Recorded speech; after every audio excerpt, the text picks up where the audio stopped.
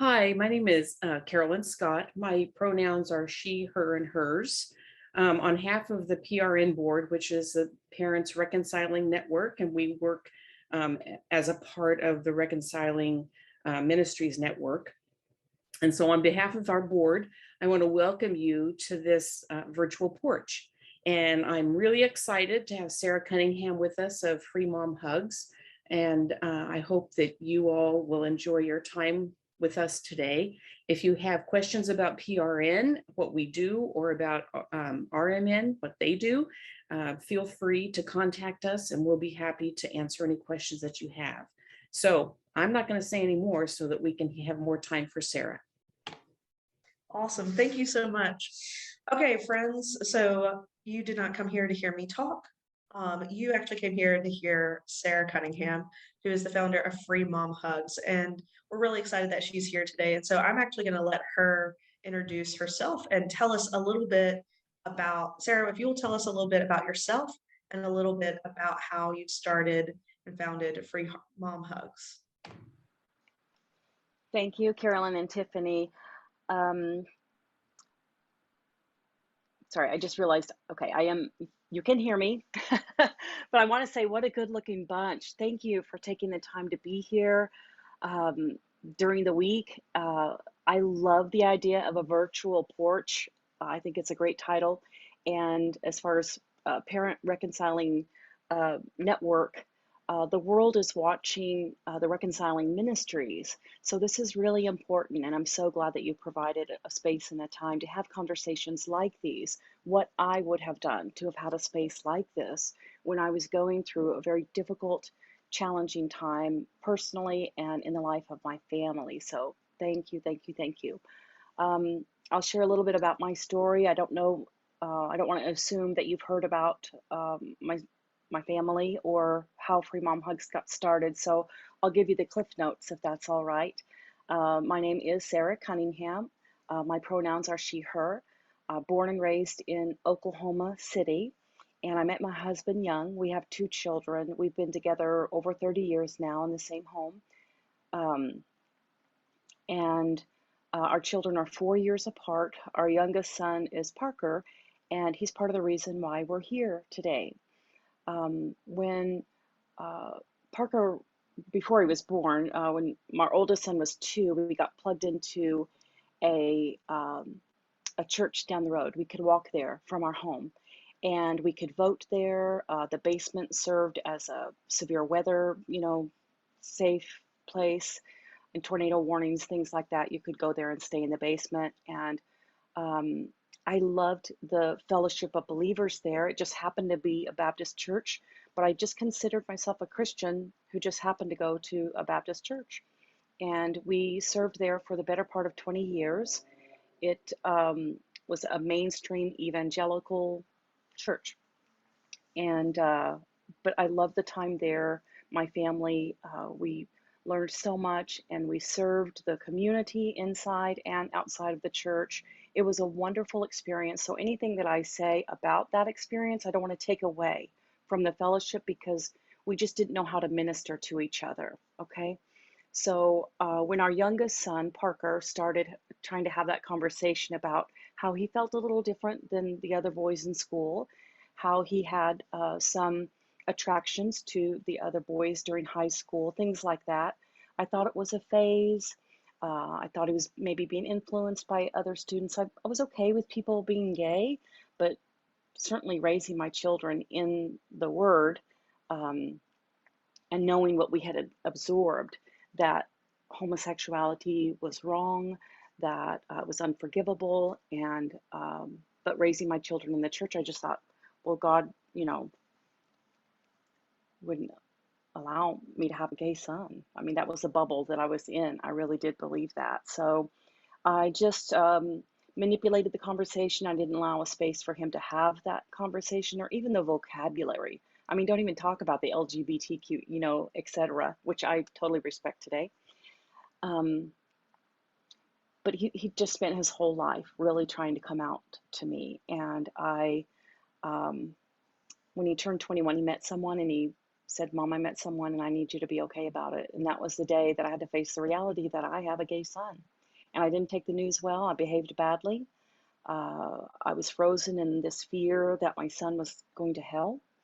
And I didn't know other parents like me. We didn't have same sex couples in our church, we didn't have same sex marriages.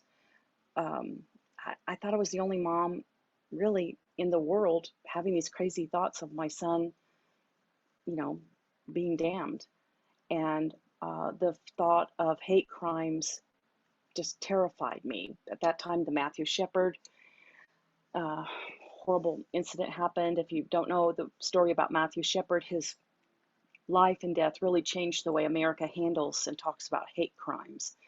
And so all of those things just kind of kept me frozen in this place of fear and anxiety.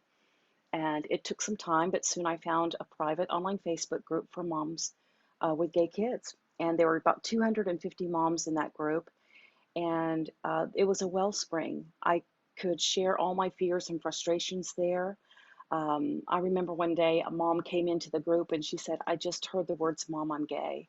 And I don't even know how to breathe. I don't even know how to pray anymore, because you try to reconcile your faith with what you believe that your son has, chosen or was inflicted upon or broken or in need of fixing. Um, and it was just a difficult time. But when they said that in that group, and 250 moms jump in and say, then you don't. You let us breathe and you let us pray for you. And that's when I understood the significance of support. Moms learn from other moms. I found resources there, faith-based resources, because I needed to hear from someone who shared my faith that it's all right to search this matter out. And when I did, I learned about the history of human sexuality and science and evidence, but it was ultimately hearing and seeing Parker happy and living authentically and meeting his friends and hearing their stories that helped me better understand what it meant to be gay, that you can be a person of faith and be gay.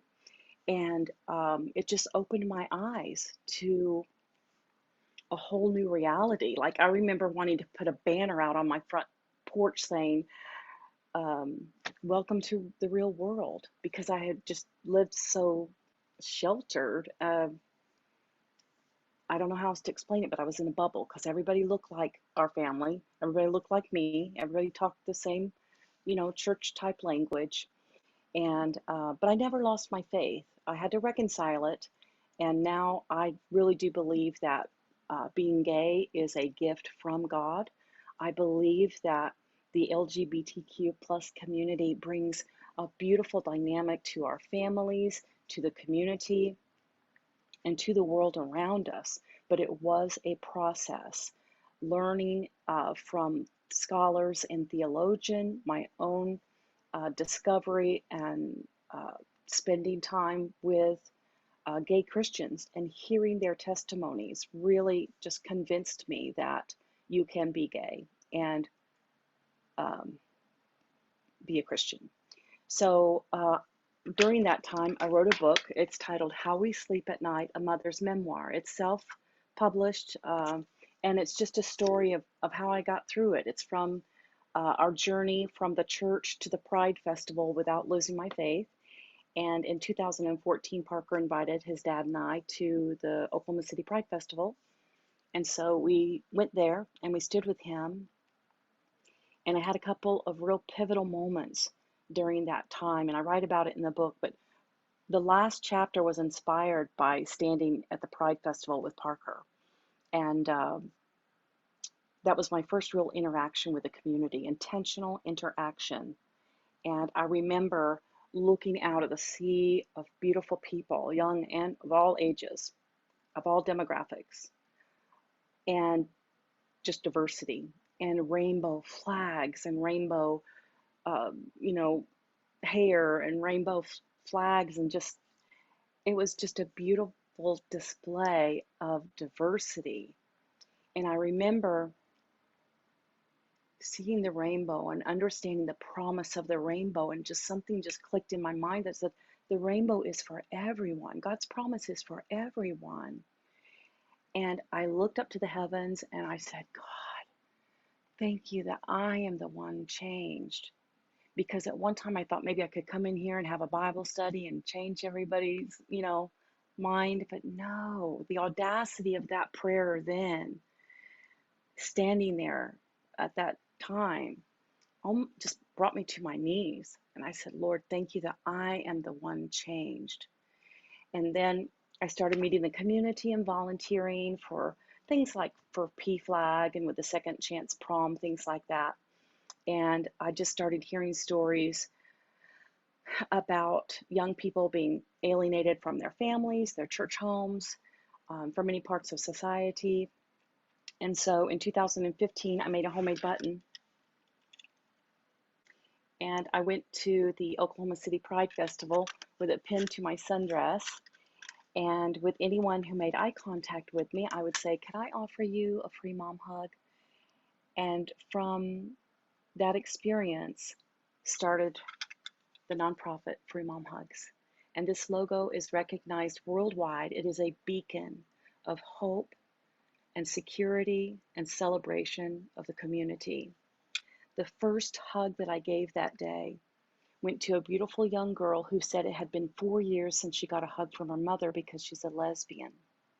And I knew that I was accountable then to that. And I said, well, I'm a mom. Here's a hug.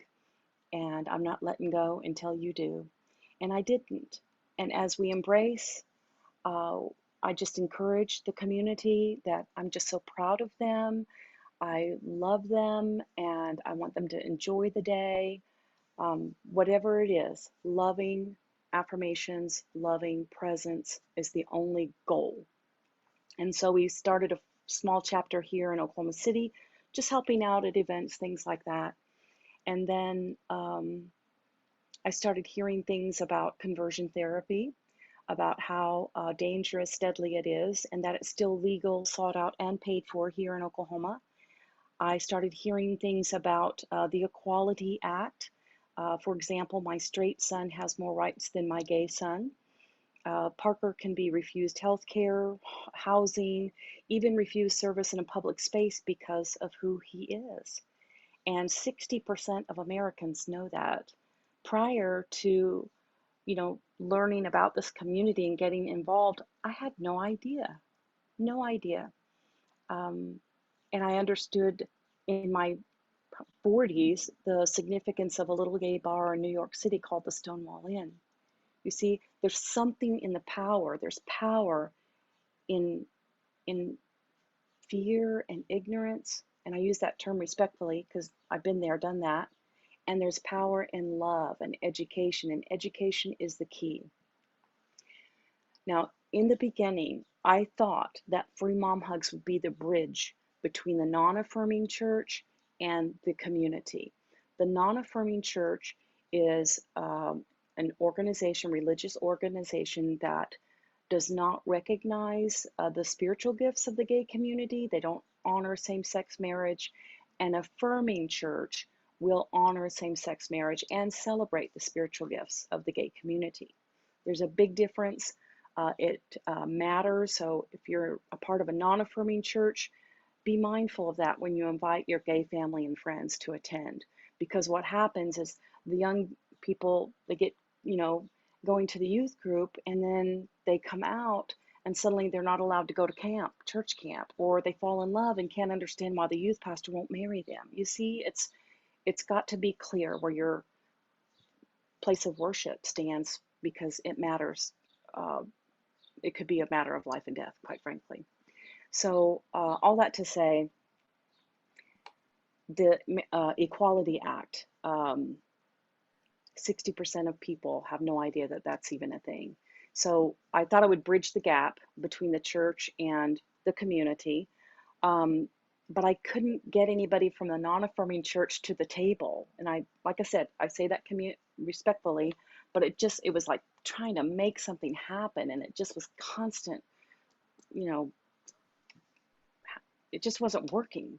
So one day I was at Gay Days at the baseball field here. And it was a beautiful summer day. We were winning, I think. There was a great group of young kids there with their pride flags on, and there was a small group of moms there, and we were offering hugs. We had our sign and our banner, and it was gay days at the ballpark. Well, not everybody knew that it was gay days at the ballpark. Mm. And there were people on the sidelines, and I call them scoffers. They were like that, kind of scoffing at the kids. And at that time, previously, I would have probably gone over and tried to have a dialogue or try to engage, with a conversation. But at that moment, it's like the Holy Spirit said to me, "You're not here for them. Mm. You're here for the community." And ever since that time, we just poured into the community and their parents. The goal is to have authentic relationships between the community and their parents, their families, and to make every household affirming. And since then, it has been fruitful, it has been successful in every degree that's lasting and empowering. Our efforts are just magnified, and you can see the results of life. And it has been the greatest experience of my life. And I believe I've been witness to healing and restoration and just real connection between not only their families, but the community around them. You see, when I saw other people celebrating my son, when I was on the sideline scoffing, Mm. that put me in check, see. Yeah. When I saw other people celebrate my son, when I didn't know if I could because I felt like that damned me too, you see. And last thing, and I'll go to the questions here, but there were two things that Parker said to me that kind of made me check myself. The first one was when shortly after he came out, I was depressed in my bed and I was just down for the count, right? And he came into my room and he laid down beside me and he said, "Mama, you gonna be okay?" I said, "Yeah, I just gotta figure this out." And he said, "I understand, but I need you to understand that I have sucked it up for 21 years being your son. I need you to suck it up now and be my mom." And that made me get out of bed. And the second thing is, he said at another time that he goes, "Mom, I want you in every area of my life, but how much of that is up to you?" Mm. And so now we have a good relationship. I missed an entire adolescence of his life. And soon I began officiating same-sex weddings. And listen, that's something I had to search myself too. But I do believe that same-sex marriage is just as holy as my own and sacred, and I honor that. I celebrate that. So I started, couples started asking me if I would officiate their wedding. So I did. And through that started hearing about parents not acknowledging the relationship, refusing to come to the wedding. And so I made a social media post with my hand in the air saying, "If your biological mom won't come to your same-sex wedding, then you call me, I'll be there, I'll be your biggest fan, I'll bring the bubbles." And that post went viral. And it caught the attention of Jamie Lee Curtis. And she read my book, she acquired the rights, and they're going to make a movie out of it. And That's awesome. now we have chapters in every state of moms with hearts just like mine. We are a reflection of each other. We have moms, dads, friends, and allies showing up at Pride. The only requirement is that you are affirming.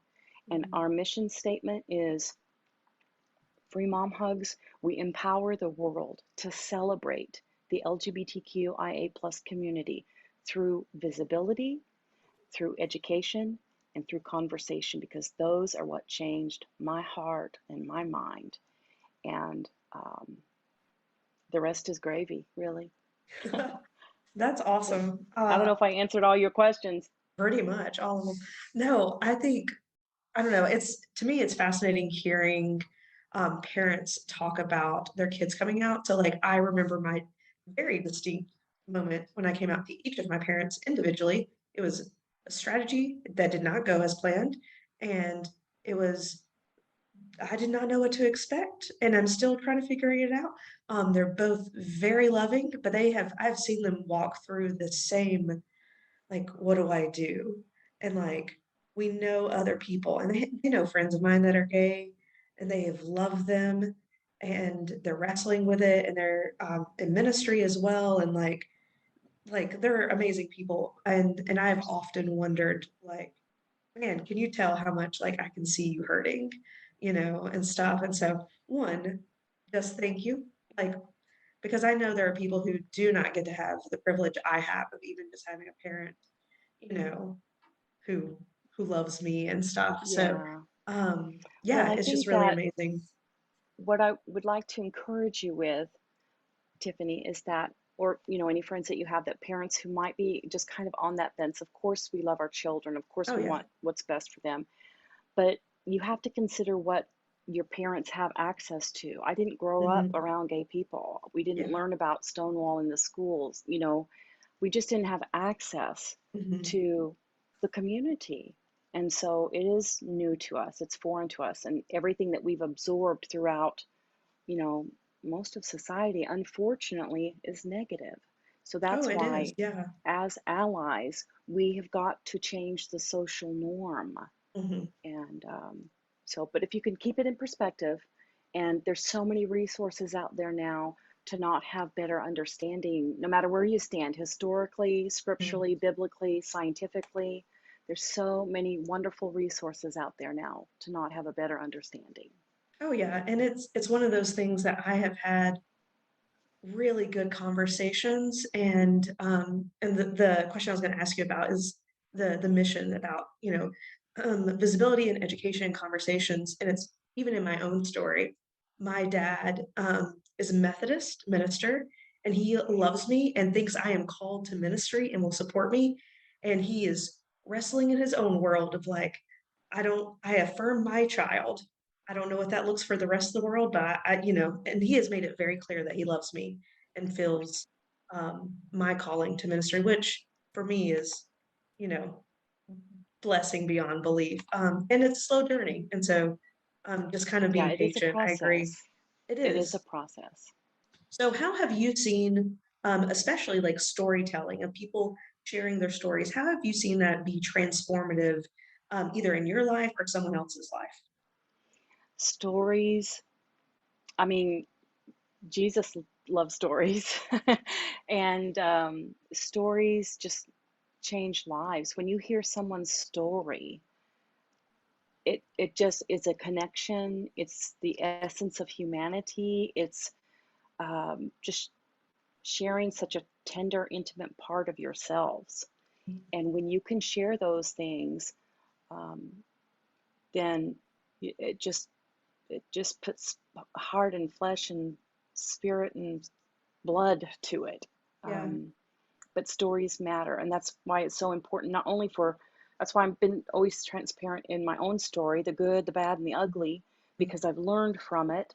But there's so many moms who've come from the same space, and I just would hope to spare anyone from going through what we did. I still have my son, but Yeah. some families don't have, out of self-harm or at-risk behavior or hate crimes. Mhm. So we have to tell our stories with anyone who will listen, as long as we can. If you write it, text it on your social media, wherever you can, share your stories, because that is what changes the world around us. That's beautiful. I agree with you. Um, so obviously we have a lot of parents in this group, of either youth or children or even adults. So what is the unique position that you all get to hold as both parents and allies? The position, parents, because I have skin in the game. Mm, Okay, that means that I've been through it. I've been on both sides of this story. I'm so thankful to be on this side of it. And hopefully, I can be approachable to help other parents. Because unless a parent with a, you just don't understand unless you're a child, you have a gay child or mm, trans child, or bi, or wherever they are on the spectrum. Unless they have a child, it's just moms learn from other moms. mm, And as an ally, uh, we're I want to say we're obligated. No parent should mm, ever have to worry if their child would be refused health care or housing, or thrown out of a public space. Yeah. And going back to a parent, whether your child, no matter what the age, 7 or 77, we got to allow our children to show us who they are and Mhm. believe them and Mm. offer them the space, the safe space, and the vocabulary to talk about it. And there's books, there's, you know, movies, there's all sorts of resources that you can help your child. As what I love about the LGBTQ plus spectrum, if you will, is that when a person is on their journey of self-discovery along that spectrum, they can see themselves in the L and the G and the B and the T and the Q, or the two spirit. Mhm. And they say, that's me. That's how I feel. And I was in my 40s before I learned the difference between a gender identity and sexual orientation. I thought it Yeah. was just male, female.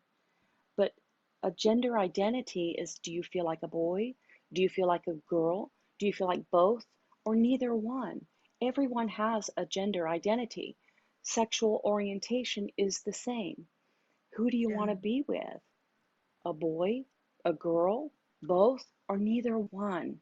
Mhm. Everyone has a gender identity and sexual orientation. The taboo or the debunking of it is something that we've absorbed Yeah. through the generations of just, well, once you see it here, you see it everywhere. Does that make Mhm. sense?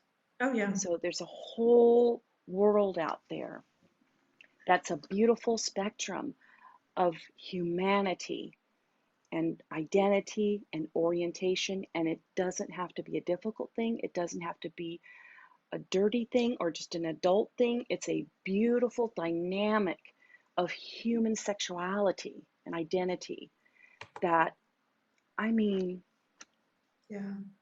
it just astounds me sometimes when I think about the diversity of it. Like, I can't even grasp it. Anyway. No, that's amazing. I think I work with youth a lot, and so I have every church I've ever been in, there has been a gay kid, whether that gay kid has been out or not, or Mhm. we've been affirming or not. And it is always fascinating to see they always have friends that are allies. They may not always have parents who are allies yet, but no matter where I have been, big city or rural, they're always friends. And so Oh, that's I don't know, great. I just find it interesting because um, I don't know, as a youth pastor, I know I don't want their friends to be their spiritual leaders. Their friends help them walk with them. Um, but it's really like it's parents who are with them more than just about anyone and Mhm. stuff. And so I don't know. It's encouraging to hear, that there are resources for parents and there's Mhm. a way for parents to have this journey of their own because it is a journey for you all as well. hmm Well, I would like to say too that even in our mainstream conservative church, Parker had allies with other Mhm. students there. Oh, He that's had awesome. to check himself at the door, but he still had allies, even in our own home. He had to check himself at the door, but my husband was supportive, Mm. um, albeit, fairly silently, but he tried to be sensitive to Yeah, Parker and supportive of both of us. I mean, it was, you know, kind of a difficult space yeah. for him. But even Parker at school, he knew teachers. He had allies, teachers that were allies, and he had teachers who uh, were not. Mm. And you learn really quick who they are. Yeah, for sure. Um, so when we're talking about the church, if everyone in this group or everyone that's hearing all this could do one thing to be supportive and helpful of the LGBTQ plus community, what would you suggest we do? I would say, first of all, know the numbers. One affirming person lowers the suicide, at risk behavior, self harm by 40%. Oh, For the gay individual. It's even more for our transgender friends and family. wow, 40%, that's one person. And how many people are here? a 36, lot. 38? One person. Be Wow. that person. And if you're not quite there yet, ready to celebrate, your gay family and friends, then everyone still deserves dignity and respect. And Mm, the the one thing that I hear the most from the community who've been alienated is that, primarily from their place of worship, is that they have lost their sense of belonging.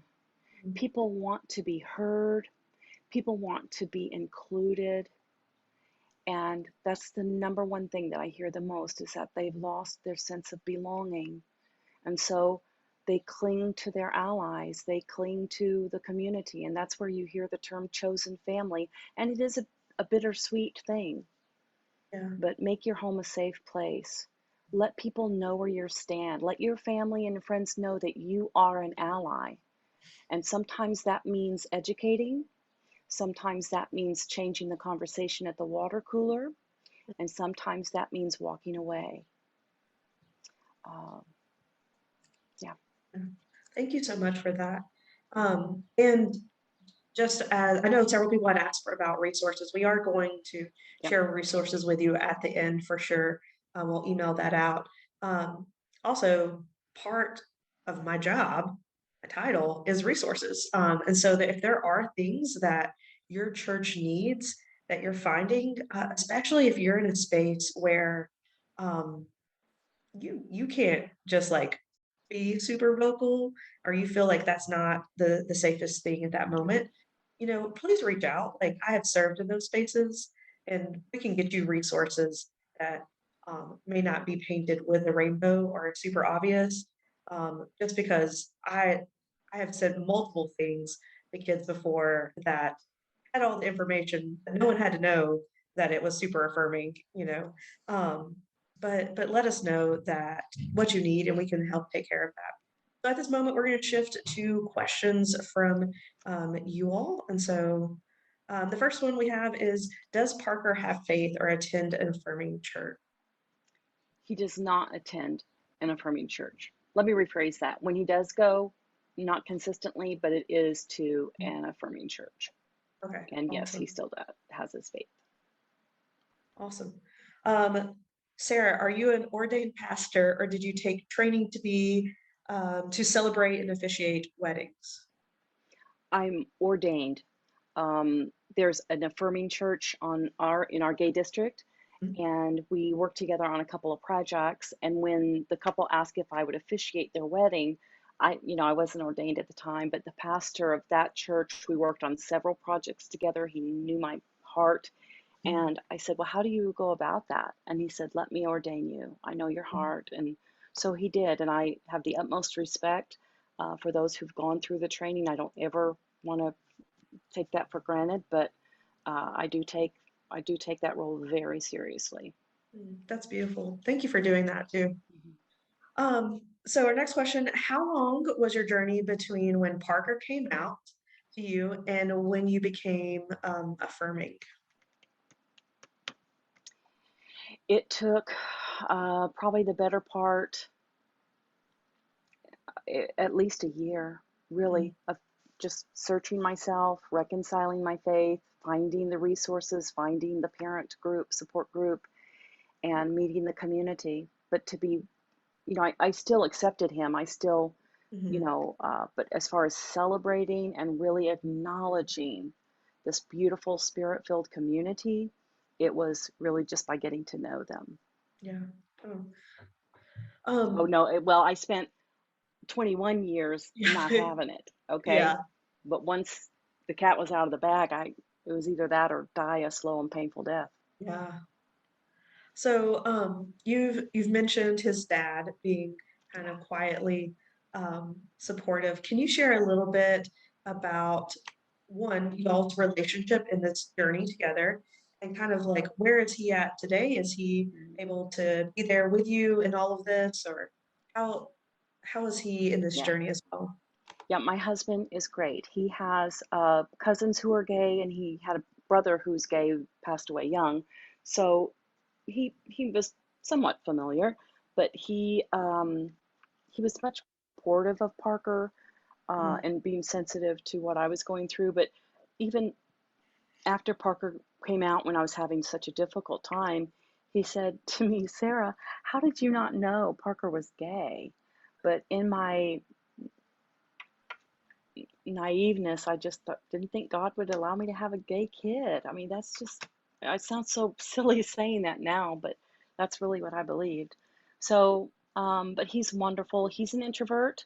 You see me out and proud and out there and doing all these things. It's wonderful, but he prefers, just to kind of lay low, but he's very supportive. Our family, we get together most Sunday nights. We have a great relationship all together, and everyone's very supportive. And I love that Parker is an ambassador of Mm, free mom hugs, but it's bittersweet, guys. It wasn't easy. And I mean, he's yeah. in therapy. I shamed him with the very best of intentions. And so, even though on the outside things seem great and wonderful, there's some really difficult times that we still have to work through. So, Yeah. What advice would you give to a parent who may have not had the best first reaction and they, regret it and and they want to do better now? So like what advice would you encouragement would you give them on that next step?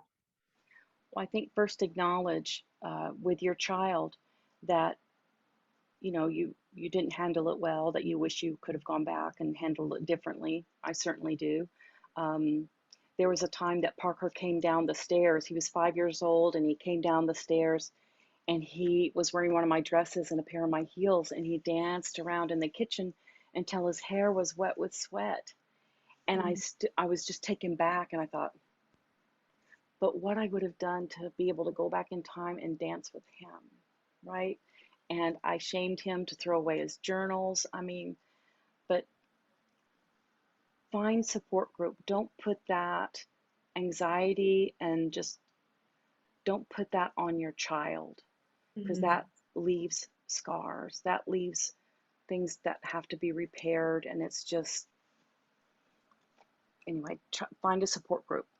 Find a Yeah, support group that will help you through that so you can just pour into that rather than put that on your child. But yeah, talk with your child often and just share with them your process. Just like they're on a journey on their self discovery, yeah. so do you. And that's okay. So how would you talk to family that are non-affirming? I feel like this question has come up a few times Hmm. of just people who they just are not going to be Not having it. affirming. Yeah. Hmm. Well, I think to understand where they're coming from as far as what they've been exposed to. Um, if they've been educated in the history of human sexuality, if maybe what they're hearing from the pulpit or what they grew up with, things like that. You have to understand where they are coming from, what demographic, where do they grow up, what kind of education do they have, things like that. And that will help you keep it in perspective. But like I said, there's a time when you either educate. Is it a time to educate when you're with them? Is it time to just change the conversation or just leave the room? Don't save your pearls, people. Save your pearls. And when they're ready, when someone they love comes out to them, be approachable, because they will. Someone they love more than likely will come out, and all of a sudden they'll want to talk with you and have coffee. It Yeah. happens. Have you had to have any of those conversations with friends or family, or had to just fully separate from people who are just not going to be affirming? Yeah, it's more like a just kind of get alienated from each other, because once you have that conversation and it's clear that they're not budging, Yeah, then why would I subject my child to that, yeah, or even cast my pearls? yeah, It's just wasted energy. You can still be cordial and still respect the person as if they're part of your family members, but to set boundaries, you wouldn't want to subject your children to that. yeah, yeah, for sure. Um, Man, that's just like a lot of stuff. Um, oh, we did have a question about the Equality Act, Hmm. and people wanting to know how do we get to know some of those things, um, and how do There's we overcome them? Yeah, when we get through the call, I'm going to email Tiffany a list of resources, and you'll notice a couple of on there like PFLAG, the Human Rights Campaign, and there's a wonderful um, a wonderful website called MAPS. It's like Movement Advancement Project for Rights, and it will tell you, you can look up your state and see what laws are in effect. Like Oklahoma, um, we're not under the Equality Act. I think there's 29 states that are not under that Equality Act. So it'll come up for voting. You find out what laws are affecting our gay family and friends, and you vote. You have to vote. Otherwise, I mean, what's happening in Texas, we have moms with transgender children Yeah. trying to find safe places to live for their kids. And I will say, if you know anyone who is transgender, they are under a great deal. There's like 200 bills. Um, and I went to a PFLAG meeting that I thought was for high schoolers, and it turned out to be for the adult transgender community. And I stayed there because I knew the facility or the facilitator, and I was curious. I'd never been in the same room with a transgender person. It can be hard to understand what it means to be transgender if you've never met a transgender person. Yeah. But I stayed and I listened to their stories, and then after the meeting, I went out to my car and I cried hot tears. I thought, these are beautiful, misunderstood people. And what a difference their life would have been if they had just one affirming person in their life. And so, our transgender friends, again, it goes back to that beautiful dynamic of essence of gender identity again, the two spirit, the transgender person. I mean, it gives me goosebumps when I think about the image of God, the the power of the Holy Spirit, and just the DNA itself. It's astounding to me. It's amazing to me. And anyway, I don't know if we'll ever understand it this side of heaven, but it is a gift. It really is a gift. I hope that someday we can all, I believe that's the rapture, when we all just kind of get it. I love Right? that. That's beautiful. Yeah, it is. So I'm in Alabama right now, and Alabama. yep. And yesterday, Monday, our bill went into effect that essentially you cannot provide gender affirming care for minors, and it has just been a lot. And sometimes with some of the bills, people are not even sure what the bill says, or we just, with everything, we just throw something on it. And so I think that's something as an adult I have learned. I've not cared much about politics, and now I'm like, oh, wait a second, there's things happening I should very much be aware of. But yeah, Yeah, thank I you was so the much. same. Yeah. Those are all of the questions that we have directly from people. But I have one Yeah. that is, what are your like really practical, easy tips? And you may not have them off the top of your head that someone in a church can do to create space for someone else. So, 'cause I know people, it's a journey. And so I know not everyone is at a space where they can verbalize or wear a button or anything Right. like that. Hmm. But, those quiet allies do exist. And they've been some of the most important people in my life. But what are some things that you know we could do like today in our faith communities that create space immediately? Hmm. Well, there is just one thing I think is allow people to show you who they are. Mm. And you can like just use your language. If you have, a same-sex couple in your life, say my wife, or my daughter and her wife, or it's just, subtle things like that. If you can't wear a rainbow button or a bumper sticker, that's okay. There are other ways to just affirm your language a bit. Just be that safe person. And if you're called to stay in a place that's non-affirming, bless you, bless you. But make your words count and Yeah, make that space count. Otherwise, and I mean this respectfully, but why would you give your tithe and your time and your energy to a place that's not honoring your gay children or celebrating or giving life? yeah. So if you can, tithe to organizations, not just free mom hugs, but PFLAG or organizations that are Mm. doing the work. You don't have to, you know, put that on your forehead. There, if you can show up, show up. If you can pray, pray. If you Mm. can give, then give. Mm. I love that. That's beautiful. Mhm. Um, I would say my thoughts that because I've been thinking through this a little bit with just mostly working with children and youth, and there's things on our forms, y'all. If you have not looked at your forms, your forms are going to say mom and dad, which immediately alienates a billion people. But even really practical things, like if you hold positions in churches, you have power to do stuff. Like do it. Small little things. If you are a person who you're not sure about how to talk about pronouns, we've got tons of resources on how to do that.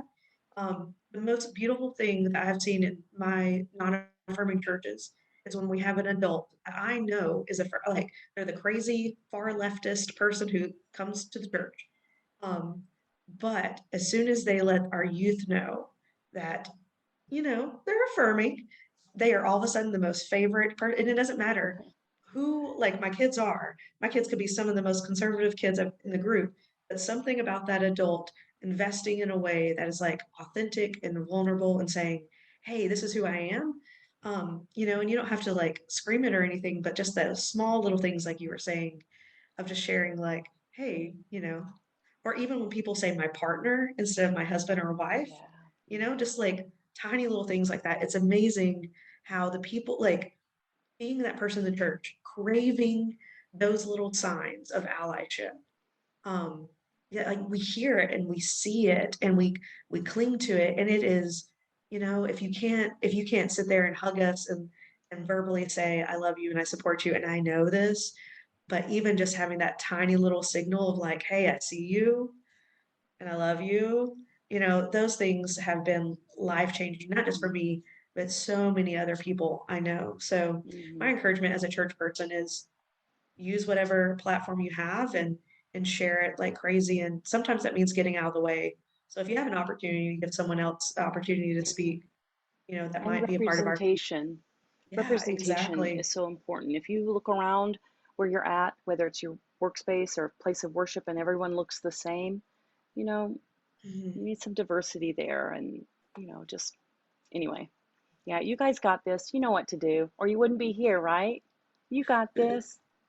I love it. And you, Exactly. you think that, I went through a drag show, my very first drag show, and I thought, lightning is going to strike me when I cross that threshold. But I just saw a beautiful expression of sexuality. I mean, it wasn't perverted, it wasn't, and they were raising money for a homeless shelter for gay youth. You know what I mean? It's like that's when you're able to see people, you just see something so beautiful and beyond anything perverted or dirty or wrong. Mhm. Um, it's just stepping into that. And you can still have your faith. In fact, I've experienced God and my faith and the Holy Spirit more than I ever thought possible. Truly, truly. Mm. That's beautiful. Well, Sarah, thank you so much just for sharing so openly and honestly. I know it was meaningful to me, and even just like in our comments, people are sharing constantly how important it has been to them.